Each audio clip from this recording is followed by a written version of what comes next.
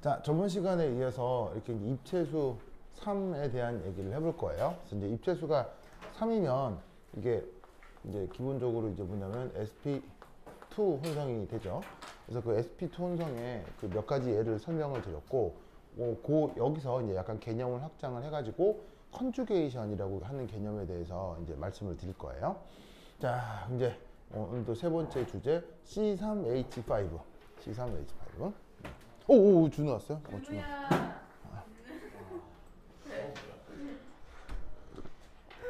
네, 준우야 반가워요. 준우 여기 앉으면 되지 왜? 어? 불편하다고요? 아니 왜 자리가 좀 좁아요? 네? 자리가 좁아요? 좀 넓게 만들어줘요? 왜 준우가 맨날 이렇게 좋아요? 그래요. 자, 보자. 그래서 이제 이런 녀석이 있는데, 자, 얘는 사실 이제 잘 보면 이게 옥텟을 만족하지 않아요. 옥텟을 만족하지 않고, 이런 녀석의 이제 이름을 이제 한번 불러보자면, 얘는 프로페닐 레디컬. 이렇게 이제 부를 수 있거든요. 그래서 뭐 실제 존재한다라기보다는 이 상황을 이해하기 위한 그 개념적 수단으로 써볼 거예요. 그래서 이제 이런 것들을 어떻게 분석하냐로 이제 좀 개념을 확장을 할 건데, 뭐 말 자체를 보면 프로프라는 말의 어근이 뭐였죠? 프로프라는 말 뜻이 뭐였죠? 작년에 했었잖아요. 작년 다 했잖아요. 프로프라는 말 뜻이 뭐였어요? 탄소가 3개. 탄소 3개. 자, 그 다음 이인이라는 말 뜻이 뭐였어요? 이인이라는 말 뜻이 탄소 이중결합. 자, 그 다음 이제 레디컬이란 말은 홀전자 화학종. 그래서 이제 탄소가 3개가 있는데 거기서 이중결합이 뭐가 있고 그리고 홀전자가 있는 물질이라는 뜻의 이름이에요. 그래서 뭐 맨 처음 해야 되는 건 당연히 얘가 어떻게 생겨먹었는지를 알아야 되니까 요놈의 누이스 구조, 누이스 구조를 한번 살펴보자. 자, 그럼 이때 여기서 요렇게 탄쇼 3개를 연결하는 방법은 저거밖에 없죠, 그렇죠? 탄소 3개를 연결하는 방법은 저거밖에 없어요. 자, 근데 이제 여기에 뭐가 있어야 되냐면 이중결합이 있다고 했으니까 여기에 이중결합 짝대기 하나를 짜잔 이렇게 한번 그려보겠어요. 보이시죠? 그리고 수소가 마지막으로 5개가 있으니까 수소를 쭉쭉쭉 붙이면 하나, 둘, 셋, 넷, 5. 오케이. 그래서 이렇게 되면 탄소 3개, 수소 5개로 만들어진 구조가 맹글어진 거거든요. 보이시죠? 보이시죠? 자, 그럼 이때 여기서 그런데 이게 이 상태로 전기적으로 중성이 되려면 바로 마지막에 있는 이 탄소에 짜잔 이런 홀전자가 하나 저렇게 들어가 있어야 됩니다. 무슨 말 알겠죠? 자, 왜냐? 이렇게 되면 이 탄소의 형식전환은 어떻게 따질 수 있어요? 자, 이 탄소의 형식전환 얼마예요? 얘 형식전환 어떻게 돼요? 0인 거 알겠어요? 네. 자, 형식전환 어떻게 따져요? 결합전자의 절반에 그리고 비공유 전자까지 더해서 다 더한 게 바로 형식전환이죠. 그럼 얘는 결합이 3개가 있으니까 전자를 평균적으로 3개를 획득했고, 그 다음에 이 홀전자도 일종의 비공유 전자니까 3 더하기 1 하면 4 돼서 원래 최외곽 전자 개수랑 동일해지죠. 탄소가 이렇게 점으로 홀전자가 하나가 저렇게 생기면 전기적으로 중성이 된단 말이에요. 나머지 애들도 중성이니까 얘는 전기적 중성으로 나타날 수 있는 레디컬의 구조가 되겠구나. 됐죠? 자, 이때 이런 식으로 이중결합이 된다. 이중결합이 된다고 하면 혼성오비탈이 각각 뭐였어요? 이중결합이 된다라고 하면 혼성 오비탈이 뭐라고 그랬어요? 바로 지금 입체수가 3인 요 녀석도 sp2 그 다음에 요것 또한 sp2 요거이 될 거 아니겠습니까? 그죠? 그러면 이때 요 말단에 있는 요 탄소의 혼성 오비탈은 어떻게 될까요? 이 말단에 있는 혼성 오비탈은 어떻게 될까요? 사실 레디컬의 혼성 오비탈은 원칙적으로는 불명확합니다. 왜?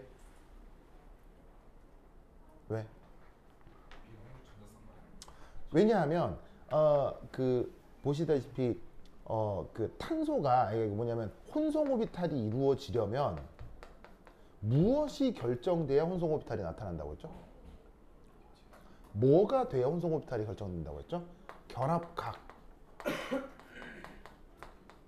기억하죠? 그래서 결합각이 있어야 혼성 오비탈을 이거 깜짝이야. 왔어요? 왔어요. 현소스 왔어요? 그래. 그래서 결합각을 측정을 해야지만이 혼성 오비탈을 결정을 할 수가 있는데 레디컬이라고 하는 녀석 자체가 이거 자체가 스스로가 굉장히 반응성이 커요. 아주 반응성이 크기 때문에 이 상태를 잘 유지한다. 여기서 금방 다른 걸로 바뀌어버린다. 이 상태로 금방 바뀌어버리기 때문에 레디컬이라고 되어 있는 탄소 주변의 결합각을 실제로 측정하기가 굉장히 곤란해요. 무슨 말 되겠죠?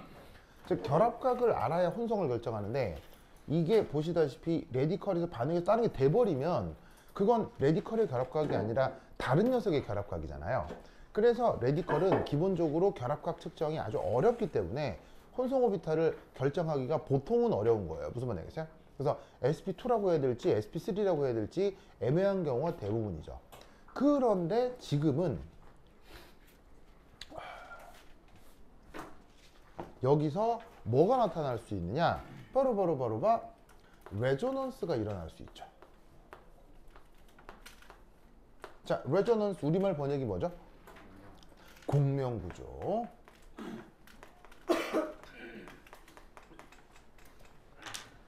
그럼 여기서 공명구조가 어떻게 되느냐? 자, 여기 보시면은 뭐냐면 파이 결합을 이루고 있는 전자들 보이시죠? 그러면 그 파이 결합을 이루고 있는 전자를 뭐 이렇게 파란색으로 표시를 하면 여기서 콩명쿠초가 어떻게 나타나느냐? 바로 여기 있는 요 파이 결합 전자 하나하고 여기 있는 이 레디컬 전자 하나하고가 상호작용을 일으키는 거예요. 그러면 그 다음 공명구조가 어떻게 되느냐?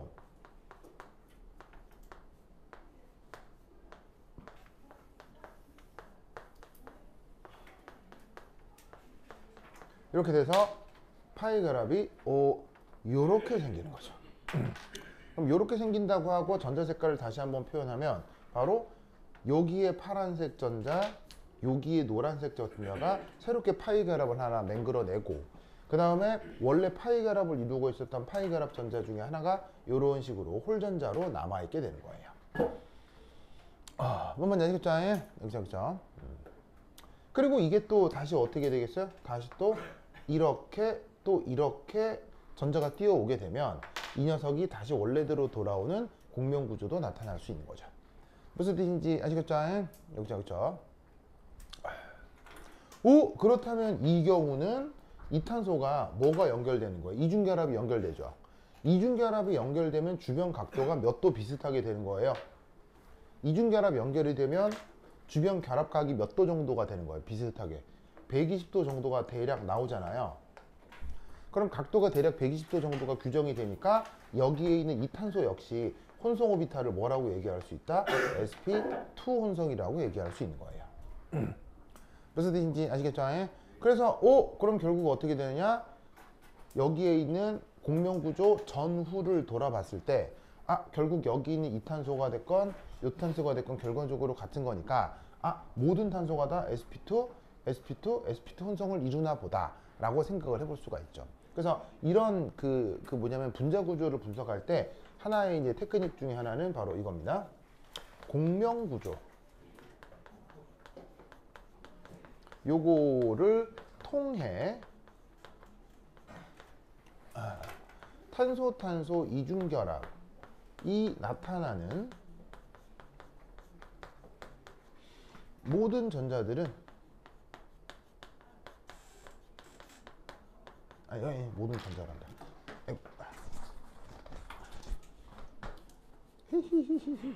자, 모든 원자들은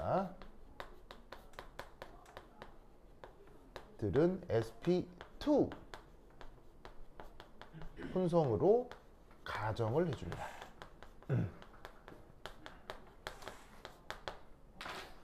뭐 어차피 실험적으로 결합각 120도를 직접 측정하기도 어려울 뿐더러 이렇게 가정을 하면 수리적으로 편하기 때문에 이런 녀석을 분석할 때 이런 가정을 해줍니다. 알겠죠? 그럼 이제 우리가 공명구조라고 하는 것들을 예전부터 배워서 쓰고 있잖아요. 그럼 그 공명구조를 이게 양자역학적으로 좀 양자역학적인 근사적인 방법으로 어떻게 분석하는지 이제 하나하나 살펴보도록 하겠어요. 자, 그럼 이제 어떻게 되느냐?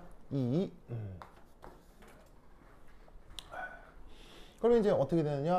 sp2 혼성 탄소 요거의 로컬 구조. 이거 너무너무 중요하다고 했죠. 엄청나게 중요하다고 했죠. 나연스. 나연스. 나연스 잘 들려요? 잘 들려요? 안 돼요. 왜요? 자기 꼬로마니까. 그래. 나연 반가워. 자, 갔다 오세요. 그래요. 나연아 반가워요. 반가워요. 그래. 재훈이 어디 갔다 오세요. 그래. 자, 보자. 그래서 이제 저번 시간부터 sp2 혼성하고 있는데 여기에 있는 sp2 혼성 탄소의 로컬 구조 요거 기억하라고 했어요. 자, 어떻게 돼요? 우선 탄소는 최외곽 전자가 몇 개임? 탄소는 최외곽 전자가 하나, 둘, 셋, 그리고 넷. 보이시죠? 저거. 자, 그럼 이때 여기서 얘가 sp2 혼성을 한다고 하면 이 녀석의 구조가 어떻게 바뀌느냐? 자, 탄소를 중심으로 짜잔. 자, 파란색으로 저렇게 뿅뿅뿅 그린 오비탈들이 각각 뭐예요? sp2 혼성의 H1, H2, H3 혼성 오비탈을 각각 저렇게 표기를 한 거죠. 보이시죠? 그리고 저 H1, 2, 3 sp2 혼성 오비탈은 어떤 특징을, 기하학적 특징을 갖는다고 했어요. 바로 짜잔. 자기들끼리 각도가 다 뭐? 120도. 저렇게 되도록 기하학적으로 조작된 게 H1, 2, 3라고 했었죠. 저번 시간에 저 어떻게 조작하는지도 보여드렸고요. 봤죠? 체리나? 저번에 이거 sp2 혼성 오비탈 조작하는 거 봤어요? 그건 봤던 것 같아요. 잘했어요. 우진인 봤어요? 그렇죠. 벡터합하고 하는 거. 벡터 연산하고 하는 거. 봤죠? 그렇죠. 우진이 대단해요. 준우 안 봤죠? 준우 왜 안 봤어요? 매운탕 먹는다고요? 매운탕 왜? 준우가 왜 매운탕 먹으면 안 돼요? 왜요? 매운탕 먹으면 안 돼요. 왜요? 매운탕 먹으면 선동해요. 뭐 어디를 간다고요? 선도위원회를 아니 뭐 매운탕을 기숙사에서 끓여 먹었어요? 왜? 기숙사에서 네. 밧줄로 끌어올려가지고. 정말로요? 그러니까 이게 배달을 시켜서 그 바깥에서 이렇게 배달을 받아가지고 기숙사에서 매운탕을 먹었다고요?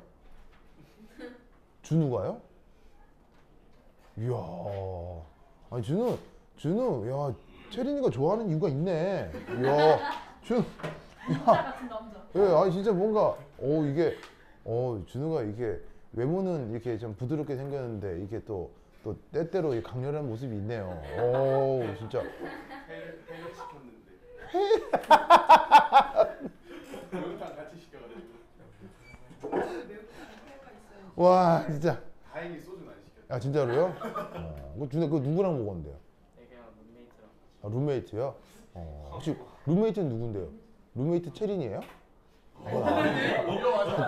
아 그럴 순 없어요? 진짜 선도. 아 그럼 진짜 선도가요? 아 알겠습니다. 아 그래. 진짜. 아 대학을 그런 거예요? 아 이제 그러네 곤란할 수 있겠네. 준우 준우 멋있다.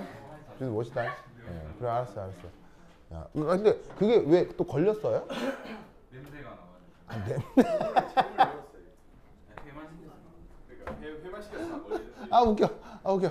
그 냄새를 누가 맡으신 건데요? 문 따고 들어왔대요. 이야 대단하다 진짜 와. 오늘 집에 가서 김선한테 얘기해 줘야지. 오 진짜 최고다 최고. 네. 오, 올라온 최고죠. 건 처음이 아닙니다. 이제서야 걸린 거예요.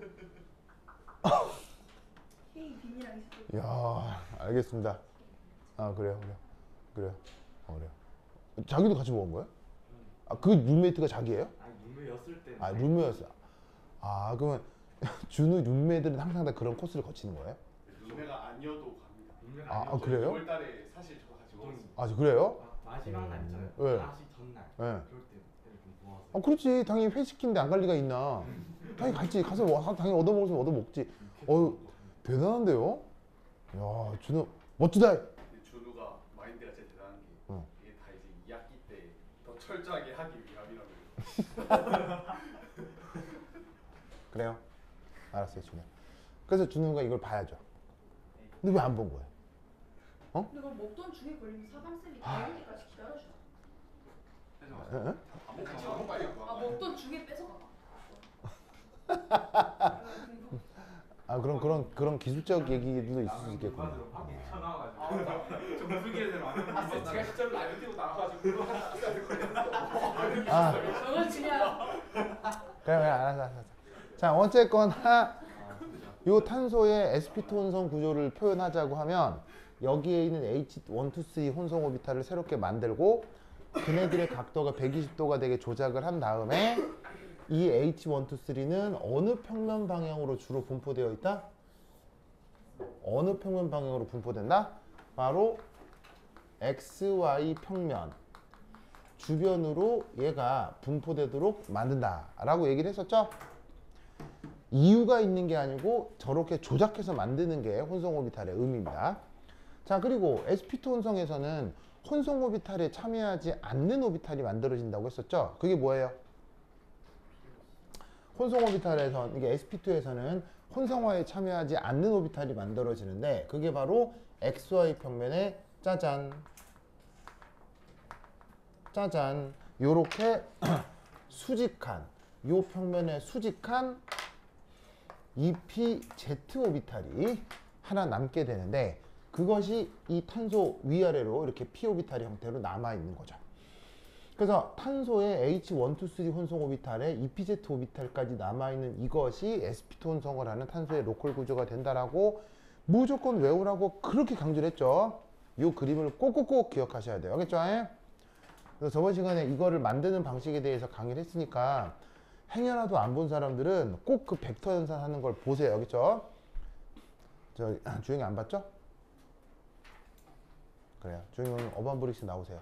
네? 어반브릭스 나오세요. 수업하고 가요. 아 그런 거예요? 그래 알겠어요. 도현이 있는데 왜 안 오는 거예요? 네? 도현이 있으니까 와야죠. 괜찮아요. 아 그래요? 네. 자 어쨌건 그래서 이렇게 보시다시피 H123 혼성 오비탈이 나타난다는 거. 그리고 이때 이 탄소는 최외곽 전자가 지금 몇 개 있어요? 최외곽 전자가 4개가 있잖아요. 그럼 그 4개의 최외곽 전자를 여기에 어떻게 배치해야 돼요? 이 4개의 최외곽 전자를 여기에 어떻게 배치해야 돼요? 홀전자가 맞도록. 그렇지. 바로 여기에 있는 이 밸런스 본드. 아이 뭐야 이게. 제목을 하나 빼먹었네. 떼오리. 자 이거의 핵심은 뭐예요? 방금 우리 현수가 얘기했던 것처럼 홀전자 최대 배치. 요게 밸런스 본드 띠오리의 가장 중요한 가정이라고 했죠. 그러면 요 4개의 전자를 하나, 둘, 셋, 4개의 오비탈에 홀전자 최대 배치를 시키면 어떻게 하라는 얘기예요? 하나, 그리고 하나. 알겠죠? 이런 식으로다가 전자 배치를 시키면 요게 바로 sp2 혼성 오비탈의 로컬 구조가 된다 이런 말이죠. 알겠죠? 알겠죠? 그리고 나서 이 상황이 어디서 나타난다라고 생각하면 되겠어요. 이 상황이 여기서도 나타나고 얘가 여기서도 나타나고 그리고 얘가 여기서도 나타난다. 아시겠죠? 이렇게 생각을 해주시면 바로 뭐가 된다? 뭐냐면은 입체 구조를 설명할 수 있다라고 얘기를 했었어요. 그러면서 내가 저번 시간부터 계속 얘기했던 것 중에 하나가 이런 좀 원자의 개수가 많은 분자들을 고려를 할 때는 레고 블럭처럼 생각을 해라 이렇게 얘기를 했었죠. 기억나요? 레고 블럭? 자, 뭔 말이냐? 레고 블럭은 똑같이 생긴 몇 개의 그 블럭들을 연속적으로 연결을 해가지고는 별의별 모양들을 다 만들 수 있잖아요. 그러니까 요 자리, 요 자리, 요 자리가 다 이렇게 똑같이 생긴 거예요. 얘네들을 계속 연속적으로 연결해서 이 구조를 구현한다라고 생각하면 된다는 거죠.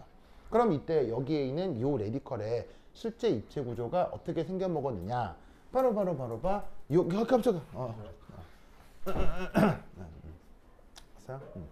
바로 세 번째 조 분자의 립체 구조 되겠습니다. 자, 윤석의 립체 구조 어떻게 될 것이냐? 이 녀석을 어떻게 하라는 얘기예요? 이 녀석을 한 번, 두 번, 세 번 그리라는 얘기예요. 알겠죠?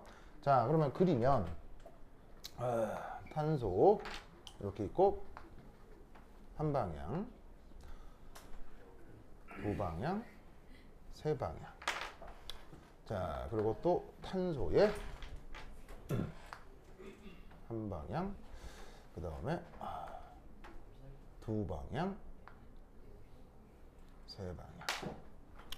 그리고 또 요 탄소에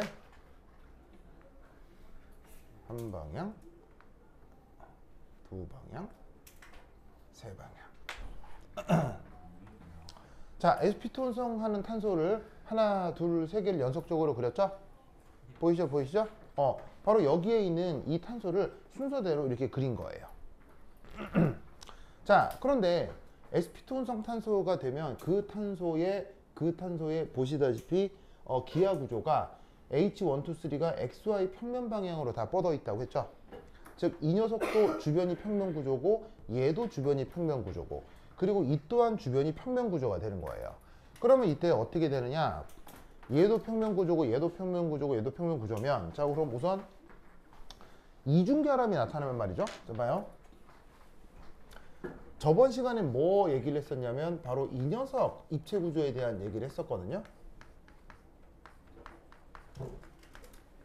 기억나죠? 자, 얘의 이름은? 그거는 화학식이고요. 얘의 이름은? 에틴이라고 했었죠. 혹은 관용명으로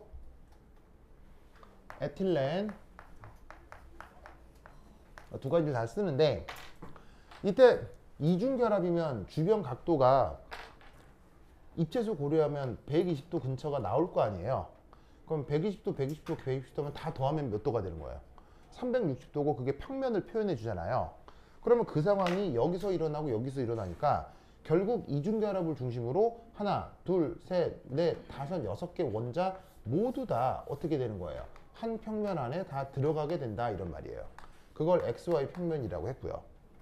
그러면 여기서도 이중결합을 중심으로 어떻게 돼요? 6개 원자가 어떻게 된다? 이중결합을 중심으로 6개 원자가 한 평면에 들어간다라고 볼 수 있다고 했죠. 그리고 공명구조가 나타나면 역시나 이중결합 여기서 또 가정을 할 수 있으니까 이중결합을 중심으로 요렇게 6개의 원자가 또 한 평면에 들어간다라고 볼 수 있겠죠. 무슨 말씀 아시겠어요? 그러면 이런 평면 구조와 이런 평면 구조가 동시에 나타나면 결국 얘는 어떻게 되겠어요? 분자 전체가 한 평면에 존재하는 구조가 될 거라 이런 말이에요. 얘도 마찬가지고요. 무슨 말이겠죠? 그러면 이때 sp2 혼성을 하는 얘 모두 다 온전히 어떻게 된다고 생각하면 되겠습니까? 바로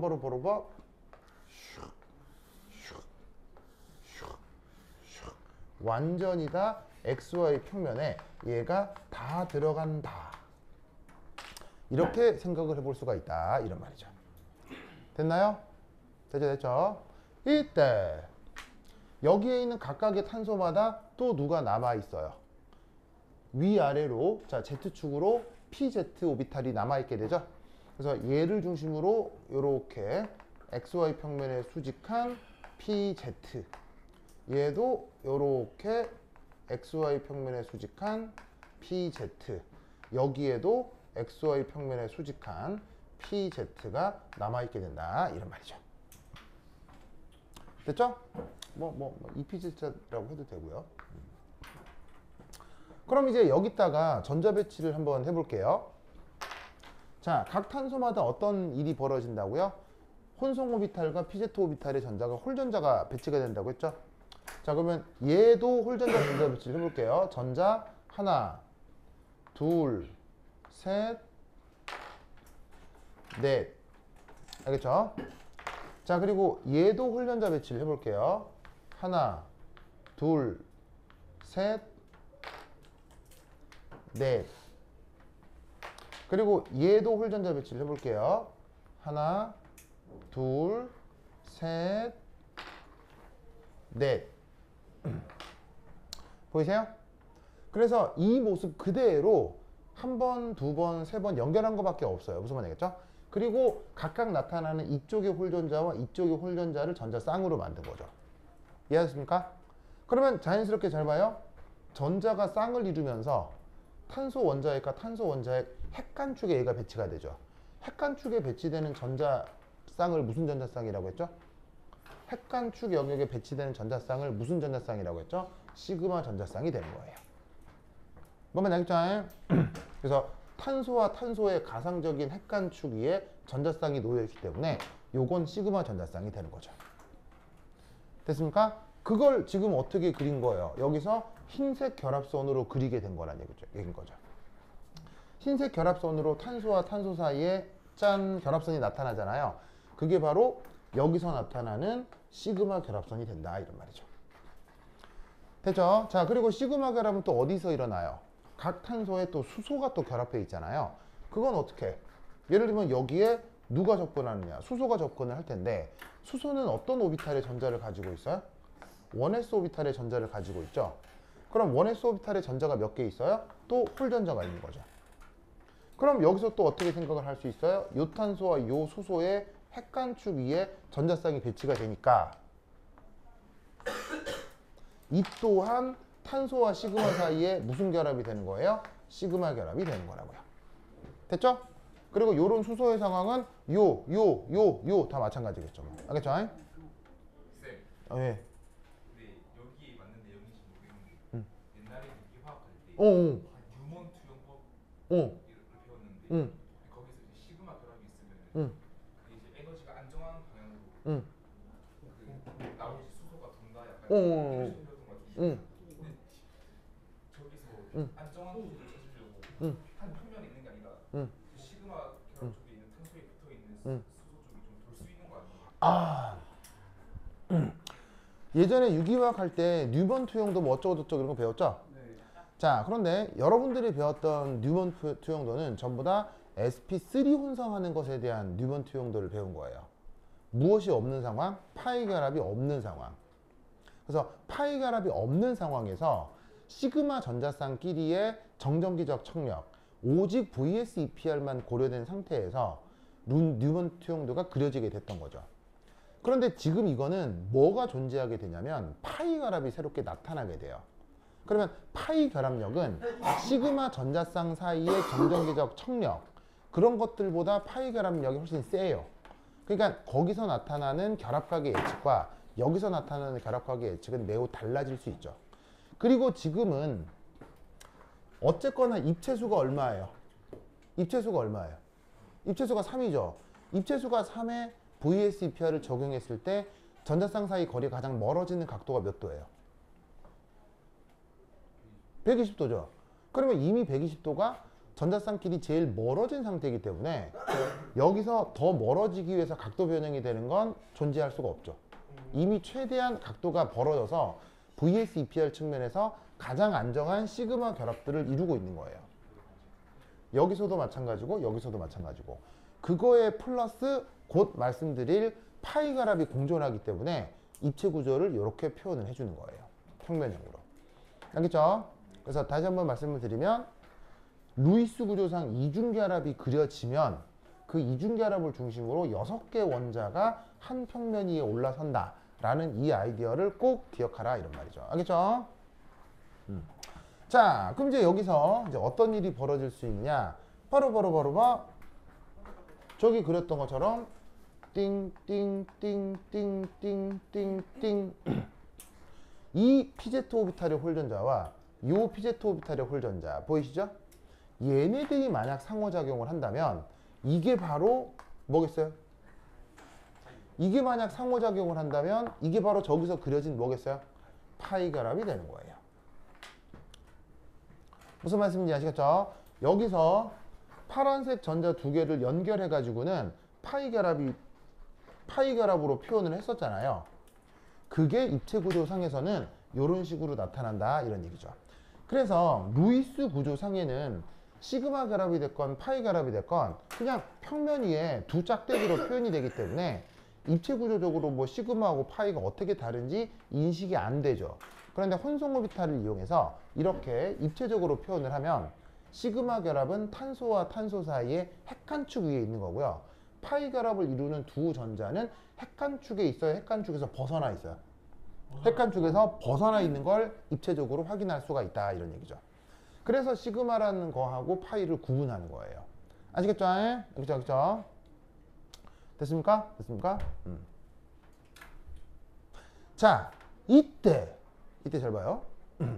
여러분 왜 초등학교 다닐 때 왜 이렇게 예를 들면은 그런 문제들 있잖아요. 이렇게 막 초등학생들한테 내는 연습 문제들 중에 예를 들면 이렇게 서로 관계가 있는 서로 같은 것끼리 연결하시오 이런 문제들 있잖아요.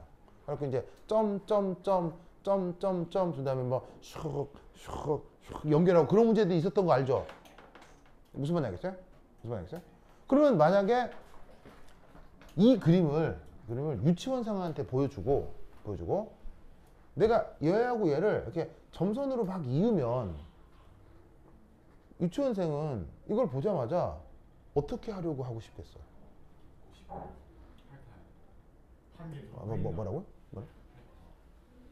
자, 이런 내용을 전혀 몰라도 이 점하고 이 점을 이렇게 연결을 하는 걸 보여주면 갑자기 그런 문제풀이에 익숙한 어린 학생들은 그냥 본능적으로 뭘 할 수도 있겠어요?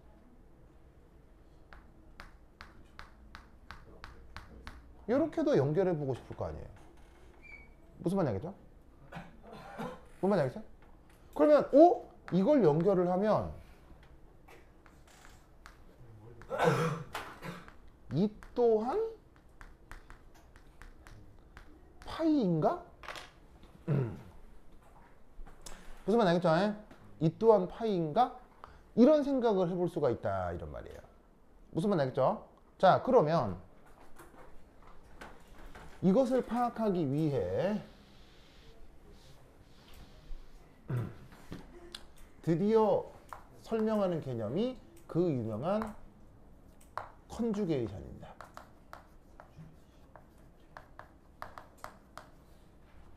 자, 예전엔 저 컨주게이션을 어떻게 번역했느냐. 레조넌스는 어떻게 번역하죠? 공명 이렇게 번역을 하거든요. 근데 옛날에 얘를 어떻게 번역했냐면 이렇게 번역했어요. 예. 자, 그럼 여러분 일상생활에서 저 공액이라는 단어 한 번이라도 써본 적 있어 없어요? 그러니까 저런 번역은 의미가 있는 거예요, 실패한 거예요? 예, 저런 말을 우리가 일상에서 쓰지는 않기 때문에. 그래서 요즘은 저렇게 번역을 아무도 안 합니다. 그래서 요즘은 어떻게 번역하냐면 번역을 실패했어요.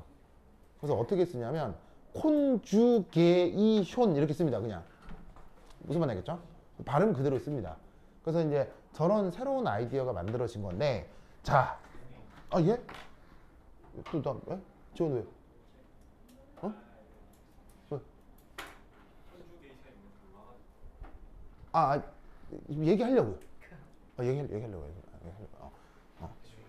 지원이가 콘주게이션이 궁금했구나.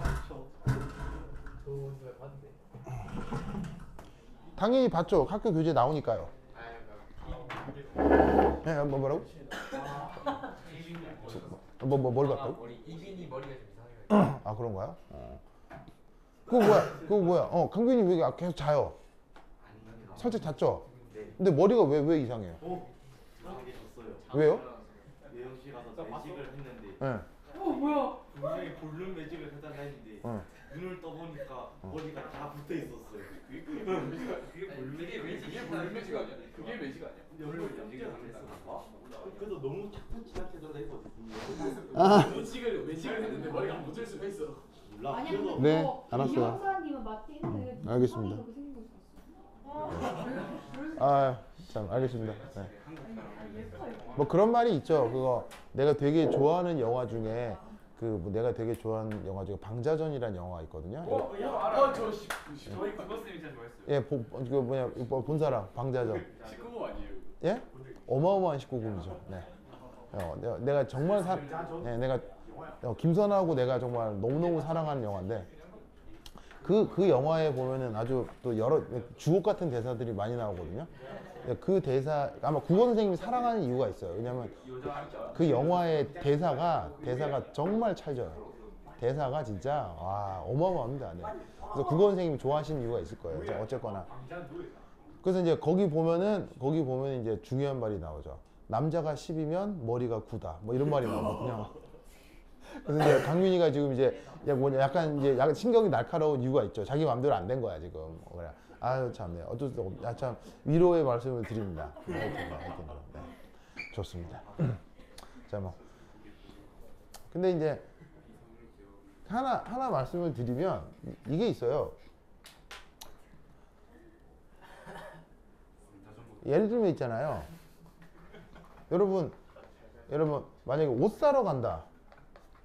누구랑 가요? 혼자 가는 거 말고요. 옷 사러 갈 때 누구랑 가요, 보통? 자, 옷을 사러 갈 때는 항상 이성끼리 가야 돼요. 네. 이성끼리 가야 돼요. 그럼 내가 아들이면 엄마랑 가는 게 좋고요. 내가 딸이면 아빠랑 가는 게 좋다는 얘기예요.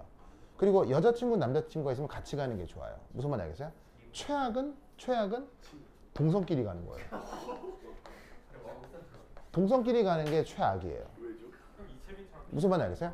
그러니까 사귀지 않더라도 만약에 이제 강빈이가 옷을 사러 간다. 그럼 이제 너 오늘 마음에 드는 옷을 하나 사고 싶은데 그냥 혼자 가긴 그렇고 누구랑 같이 가자 하는데 이제 갑자기 이제 강빈이가 지원이랑 간테 야 너 시간 되냐 나랑 옷 사러 가자 하면 망한다는 얘기예요. 왜 망하죠? 그러면 이제 이때는 어떻게 된다? 주변을 뚫레뚫레해서 할 일 없이 있는 주변의 여자 동기들을 보는 거죠. 옆에 봤더니 주영이가 있어. 주영아 나랑 옷 사러 가는데 같이 가서 좀 봐줘. 이래야 된다는 얘기예요. 아니 주영이랑 사귀란 말이 아니고요. 그냥 주변의 이성 친구랑 같이 가야 된다는 얘기예요. 그리고 이거는 여자끼리도 마찬가지예요. 채린이가 만약에 옷을 사러 갔을 때 더 예쁜 옷을 고르고 싶다면 준우랑 같이 가라는 네. 자, 왠지 아세요? 바로 남녀가 바라보는 관점이 매우 다르기 때문이에요. 남녀가 바라보는 관점이 매우 달라요. 무슨 말이냐면 여러분 그거 알아요? 남자들이 봤을 때 예쁜 스타일이 있는 거 아세요? 남자들이 봤을 때 예쁜 스타일. 그거 아세요?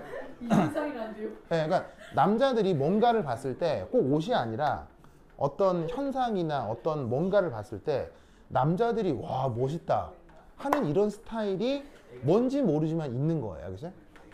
그런데 그건 여자도 있을까요? 없을까요? 여자도 있어요. 그래서 여자들이 봤을 때 와 이거 예쁘고 멋지다 하는 스타일이 있는 거예요.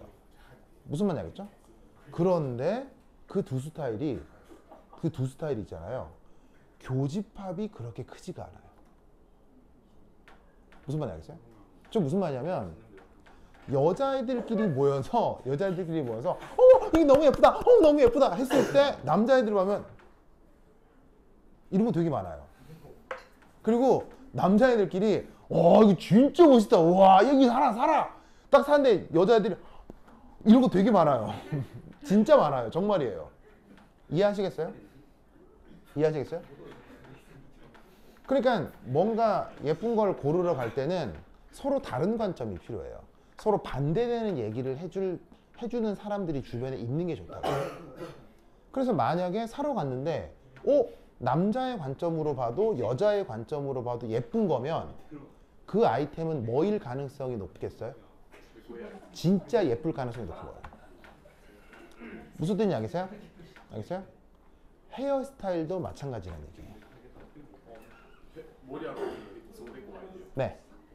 헤어스타일에 대한 스타일을 정할 때는 마찬가지로 이성의 조언을 받아야 돼요. 무슨 말 알겠어요? 그러니까 뭐냐면 왜겠어요? 여러분 스타일링을 할 때 으뜸이 뭐예요? 스타일링의 최고 으뜸. 여러분 스타일링을 할 때 최고 으뜸. 바로 헤어예요. 헤어예요. 여러분 옷 아무리 예쁘게 입는 것보다 뭐 하나가 가장 강렬하죠? 헤어예요. 왜겠어요? 사람의 시선은 무조건 어디로 가게 돼 있기 때문에 얼굴로 가 있기 때문에. 그래서 스타일링의 가장 중요한 두 가지 팁은 첫 번째가 헤어고요, 두 번째가 안경이에요. 그래서 안경이 스타일링의 두 번째 아이템이에요. 무슨 뜻인지 아시겠어요?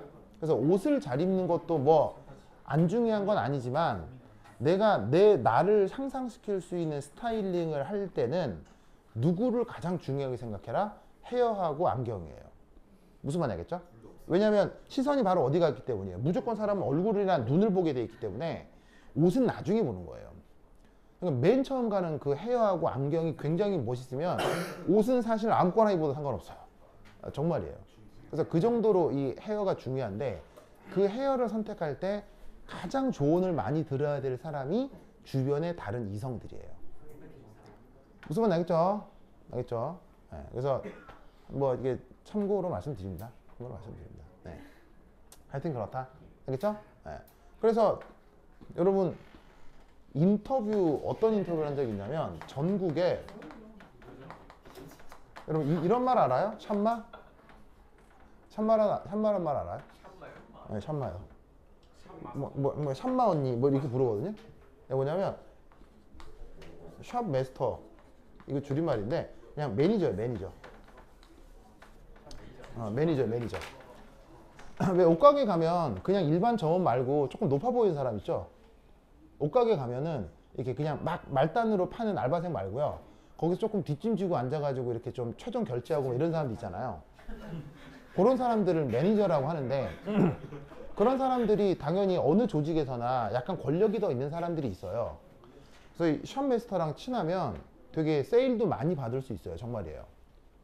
그래서 전국에 이 샵마스터들한테 여론조사를 한 적이 있거든요. 어떤 손님한테 물건 팔기가 제일 어렵냐? 1등이 뭔지 아세요? 어떤 손님들한테 물건 팔기가 가장 어려우냐? 바로 남녀 커플이요. 방금 얘기했듯이 남녀 커플이요. 그게 엄마, 아들, 뭐 아빠, 딸 이런 거 다 포함해서요. 남녀가 같이 오는 손님들은 물건 팔기가 굉장히 어렵대요. 그렇지. 무슨 말 알겠어요? 진짜 좋은 것만 팔 수 있는 거예요. 그런 상황에서.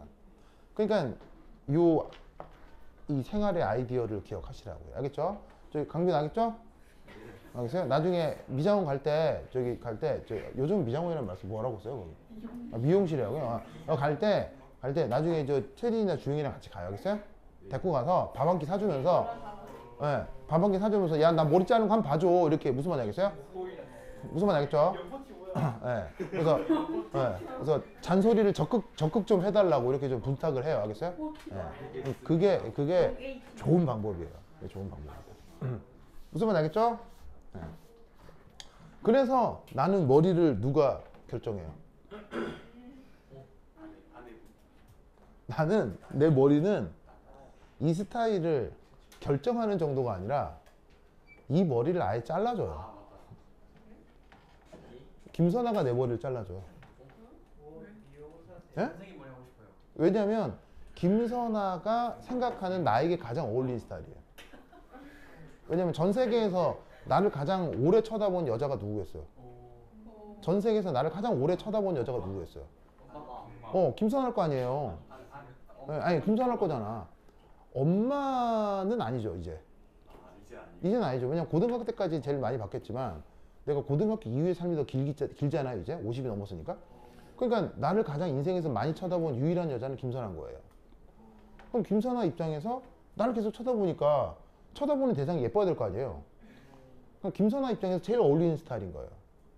그래서 이거는 이 스타일링은 뭐 이렇게 뭐 그냥 뭐 내가 나한테 어울린다 안 어울린다를 떠나서 아예 김선아가 조작해 놓은 스타일이에요. 정말이에요. 정말이에요. 아 이게 방금 이 조작이란 말 이해했어요? 이게 뭐냐면 여러분 이제 잘 봐요. 여러분 나 머리 커요 작아요? 근데 전체 비율상에서 머리 커 보여요 작아 보여요? 아무튼 작아 보이진 않죠. 심각하게 커요? 심각하게 크진 않아요? 심각하게 크지 않아요. 내 머리는 심각하게 커요. 심각하게 커요. 왜냐하면 군대 가서 모자 쓰면은 모자가 호수가 정해져 있거든요.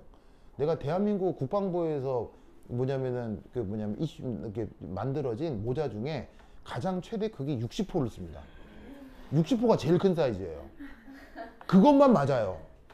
그래서 예전에 다녔던 이게 대학교 때 다녔던 어떤 학원에서 학원 장배 직원 머리 크기 대회를 했었거든요.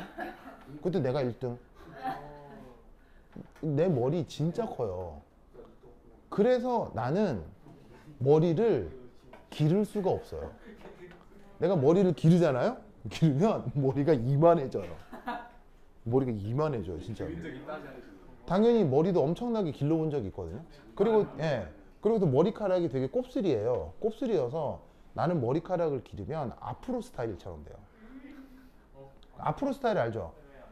그 흑인들 이렇게 머리 막 기르면 흑인들 이렇게 아프로 스타일이라고 하는데 난 머리가 그렇게 되거든요. 그럼 원래 머리도 크지. 그다음에 막 머리도 곱슬머리니까 이만해져요. 그러니까 머리가 이만해지는 건 나도 싫으니까. 그래서 나도 어떻게 했겠어요? 예전에 막 매직을 해가지고는 파마를 해가지고는 이렇게 연예인들처럼 찰랑찰랑 이렇게도 했었다고요. 그 모든 모습을 김선아가 봤던 거지. 그래가지고 김선아가 그걸 오래오래 견디다가 도저히 안 되겠다 해서 이 스타일로 바꿔버린 거예요. 한 20년 전부터. 연애할 때부터. 그래가지고 이제 첫 번째 머리가 크니까 머리를 절대 기르면 안 된다. 그래가지고 이게 여기 싹 밀어버리는 거예요. 그럼 이제 머리를 작게 보이기 위해서 머리카락을 싹 밀어버리면 만약에 싹 밀어버리면서 삭발이 되면 또 어떻게 되겠어요? 이건 또 너무 조폭 같잖아요. 왜냐면 이게 생긴 게 은근히 이게 살벌하게 생겼단 말이에요. 이게 예쁜 얼굴이 아니란 말이에요. 예쁜 얼굴이 아니니까 싹 밀어버리면 조폭 같잖아요. 그럼 그렇게 할 수는 없잖아. 그래서 이제 김선아가 고민을 하다가 그러면 이 인간의 머리를 작게 보이게 하면서 어떻게 해야 상승 효과가 있겠느냐를 고려했을 때 이제 김선아가 맨 처음에 이제 나를 고려하는 건 눈의 위치예요. 눈. 여러분 헤어 정할 때 눈의 위치 되게 중요한 거 아세요?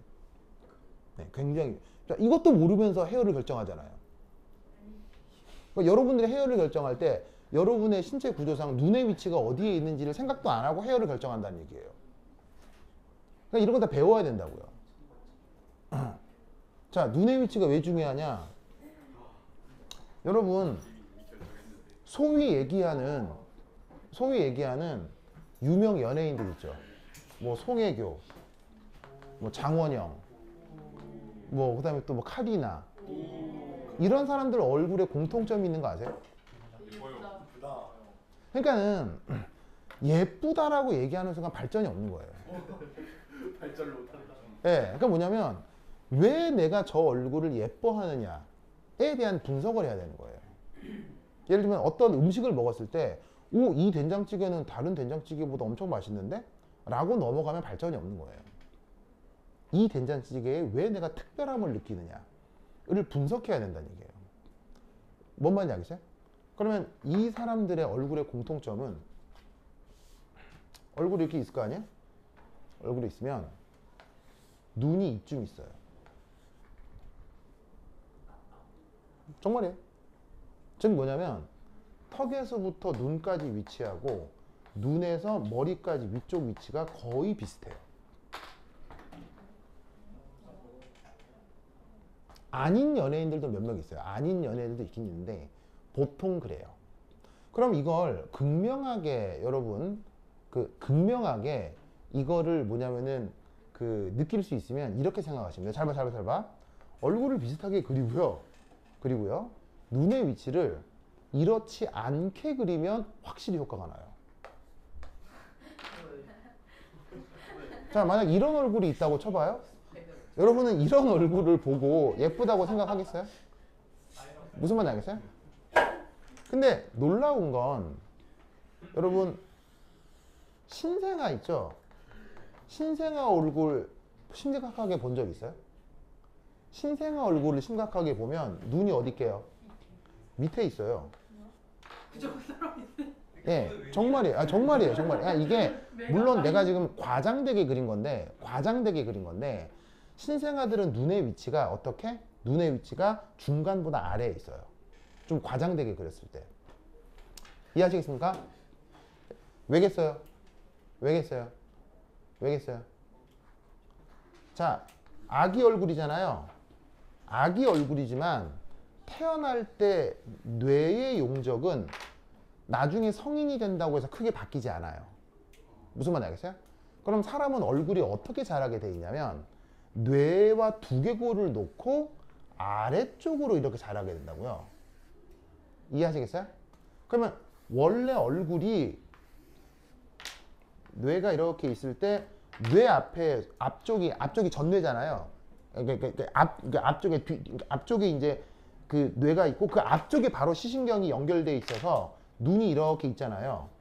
그러면 뇌 앞쪽에 바로 이제 눈이 있는 거기 때문에 여기에서 눈의 위치가 결정이 되고 그 이후 사람이 어떻게 돼요? 아래쪽으로만 자라게 되는 거예요. 무슨 말씀인지 아시겠어요?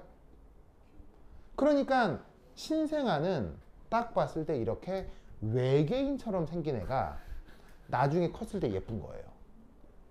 이해하시겠어요? 만약에 애기인데 애기가 굉장히 얼굴 비율이 좋다. 무슨 말인지 알겠어요? 애기인데 딱 봤을 때 막 눈의 위치며 이런 게 얼굴이 굉장히 좋다. 그럼 나중에 이렇게 되는 거예요. 이해하시겠어요?